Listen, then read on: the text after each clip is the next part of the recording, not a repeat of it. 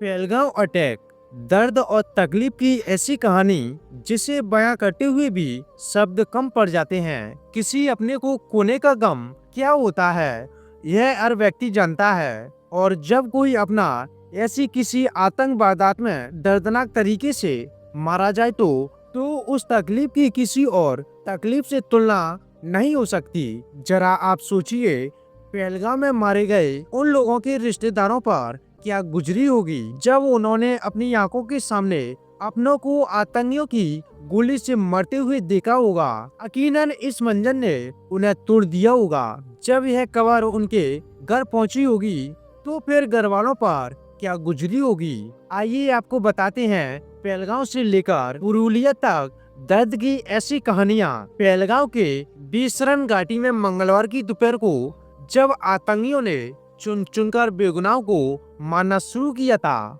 दिल को झकझोर देने वाली तस्वीर तभी से सामने आने लगी थी। एक रोज यह आतंकी हमला भी तारीख के पन्नों में दर्ज होकर रह जाएगा, लेकिन इस आतंकी हमले की यह तस्वीर कभी भुलाई नहीं जा सकती।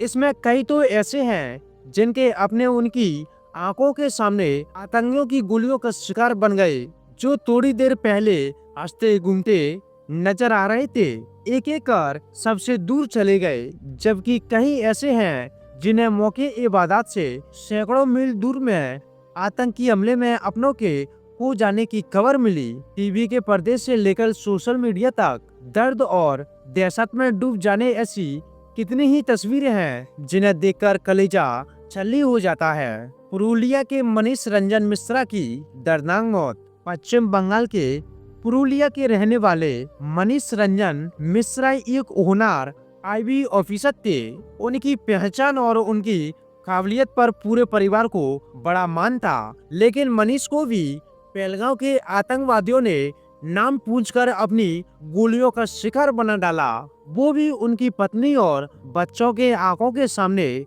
आईबी ऑफिसर मनीष रंजन मिश्रा की मां को जब से अपने कलेजे के टुकड़े की जाने की खबर मिली है, वो खुद को रोक नहीं पा रही, बस रोई जा रही हैं। मनीष के पैदा होने से लेकर उनके बड़े होने तक और फिर एक आईबी ऑफिसर के तौर पर अपनी पहचान बनाने तक मां को अपने लाडले बेटे की हर एक यादें, हर एक लम्हा चोट पहुंचा रहा है। मनीष भी अपनी पत्नी और बच्चों के साथ पहलगाम घूमने गए थे, मगर उनका सामना आतंकवादियों से हो गया।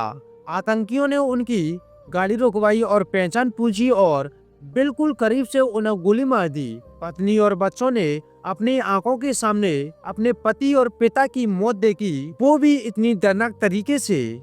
जरा सोचिए उन पर क्या गुजरी होगी, सोचकर ही मन बैठ जाता है, शरीर की सारे रोंगटे खड़े हो जाते हैं। इंडियन नेवी के लेफ्टिनेंट विनय नरवाल की शव के साथ उनकी पत्नी हिमांशु बदअवस खुले मैदान के बीच बैठी है। विनय के साथ जो कुछ हुआ उसे उनकी नई नवेली दुल्हन हिमांशी तो अपने 7 जन्मों में कभी भूल नहीं सकेगी। अभी अभी तो दोनों की शादी हुई थी, दोनों ने हनीमून के लिए कश्मीर को चुना था।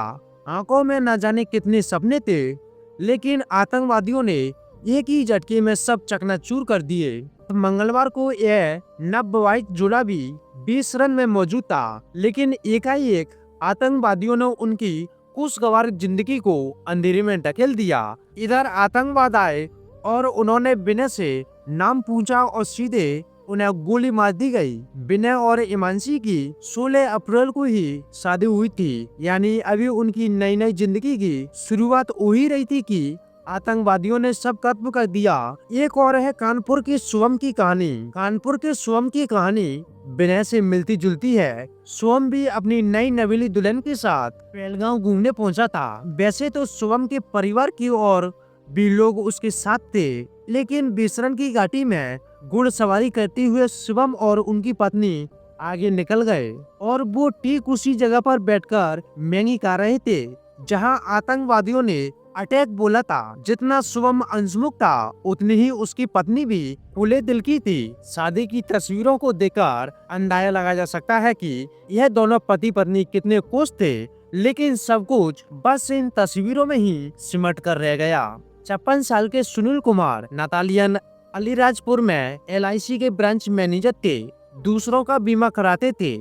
ताकि किसी अप्रिय घटना के वक्त घर वालों को सम्मान मिल सके। लेकिन उन्हें क्या पता था कि दूसरों का बीमा कराते कराते एक रोज खुद नतालियल साहब ही ऐसी किसी वारदात का शिकार बन जाएंगे। सुनील को लोग एक नेक दिल और मिलनसार इंसान के तौर पर जानते थे और उनकी मौत की खबर अब सिर्फ उनके घर वालों के लिए ही नहीं बल्कि पूरे इंदौर शहर के लिए एक बड़ा सदमा है। पहलगाम में हुए इस आतंकी हमले में नतालियल परिवार की बेटी आकांक्षा भी पूरी तरह जख्मी है। उसे पैरों में गोली लगी थी।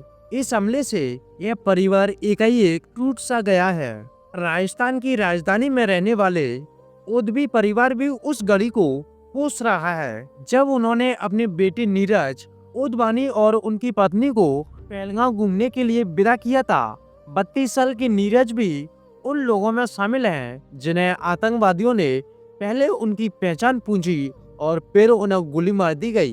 पहलगाम में आतंकी हमले की खबर के सामने आते ही उनका परिवार डरा हुआ था, लेकिन जब हमले में नीरज भी शिकार बन गए, इसकी खबर सामने आते ही मानो उद्वानी परिवार पर बिजली गिर पड़ी। पूरे परिवार में सन्नाटा सा छा गया। नीरज तो इस दुनिया से चले गए, लेकिन अब उनके चाचा इस जुल्म का हिसाब चाहते हैं।